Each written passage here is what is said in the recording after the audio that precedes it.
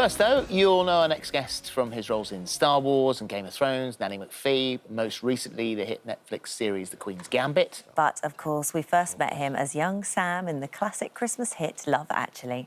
Well, now Thomas Brodie-Sangster is all grown up and joins us to tell us about starring in a new animated family adventure. This is Dragon Rider. Hiya, how you doing? Oh, very well. How are you? Good morning. Very well. Good to Good see morning. you. This is a movie you say that you would have loved as a child. Yes, definitely. It was about adventure and travelling, and I was always a big fan of that as a kid. Well, I tell you what, on behalf of parents everywhere, thank you for bringing out an animation that we haven't seen in our household yet. Let's let's have a look. Oh, it looks so good, it really does. And what's different about this story with sort of dragons as humans? You normally think that the humans would be terrified of the dragons, but with this one, it's actually the other way round.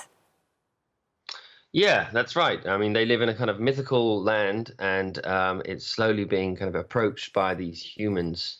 And it kind of touches on elements of deforestation and the state of the world today.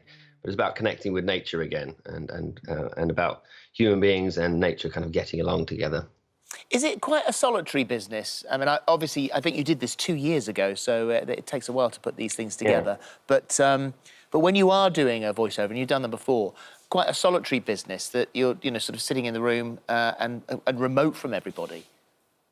Well, yeah, I mean, this is even before COVID as well. So, yeah, you unfortunately you don't get to meet any of the other cast. So you just sit in a room, you just do all of your lines, and you don't really get that interaction, which is a bit of a shame. I still haven't met my castmates, but sometimes, I mean, I have done the odd show where you are all together in one room and you do kind of you're able to bounce off each other a little bit more.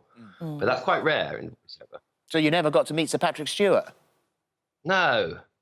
Oh, see, that's rubbish. I know, that is annoying. No, He's quite the character that you play, isn't he? So he's a young dragon called Fire Drake, and he's got a big heart, and he loves adventure, which sometimes gets him into an awful lot of trouble.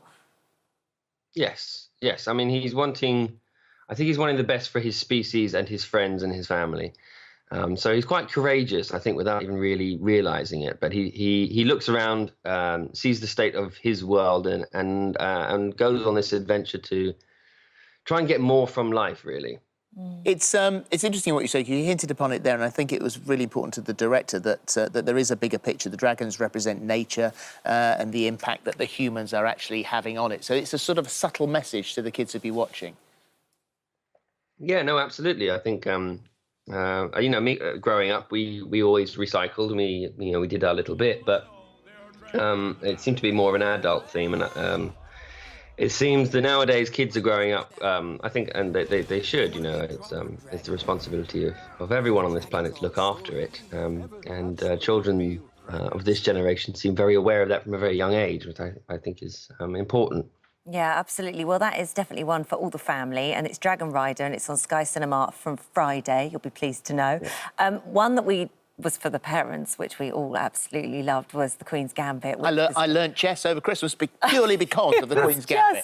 Just so brilliant. And Benny was like this sort of rock star of the chess world. I mean, great character, great cast, great plot. I mean, I couldn't praise it more. Oh, thank you. Yeah, no, it was great fun. It was really very good fun. I don't think anyone on the project really thought that a show about chess would do as well as it has, but I'm very glad that it has. I'm glad that people have gone out and bought chess sets again. I spoke to chess magazines, and they're very happy with us because we've made chess cool again. I'll bet they are. It's funny because you're watching that and the moves that you make and that Beth makes when you're playing together.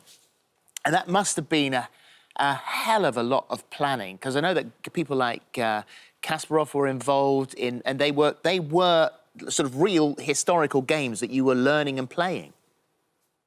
Yeah, they were. The chess was taken very seriously, and they were all every game played. I think maybe not every game, but pretty much every game played.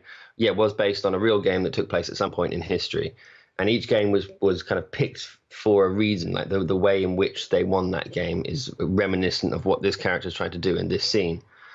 So the detail involved in it was quite astounding. And just being around those people and seeing what kind of a mind you have to have in order to be a grandmaster and to reach that level of chess was quite intriguing and interesting, especially as we were trying Did to you play have a those long kinds time of people. to learn the moves then? Because you've got to get that right. The speed chess. Was Well, the speed chess scenes in the cafeteria, no, we learnt those about 3 minutes before shooting them. So we would just kind of learn it quickly, forget it, move on to the next one, forget it, move on to the next one.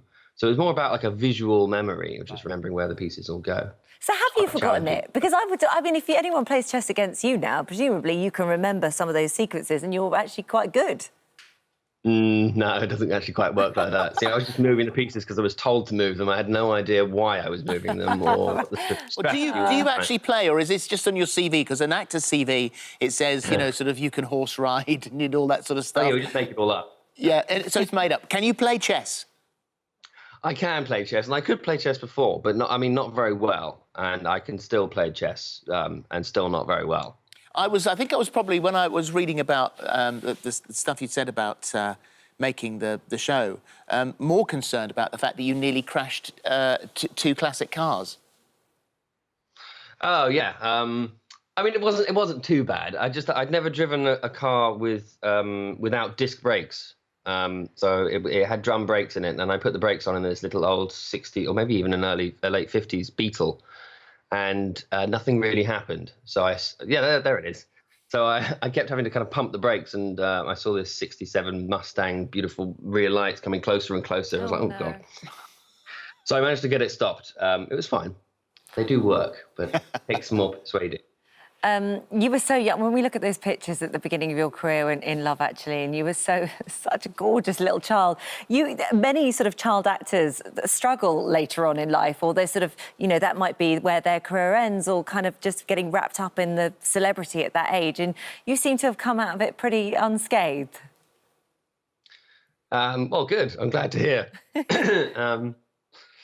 Yeah, no, I mean, it can be. It's a strange life to lead, especially as a young person. But it was a life I always loved, and it was a life of adventure, and I learnt an awful lot. And I suppose I just kept somewhat grounded and relied on my friends, family, and school, and still riding the wave. But we'll see how it goes. Well, Riding the motorbike as well, and people have recognised you whilst you've been fully kitted up on the bike.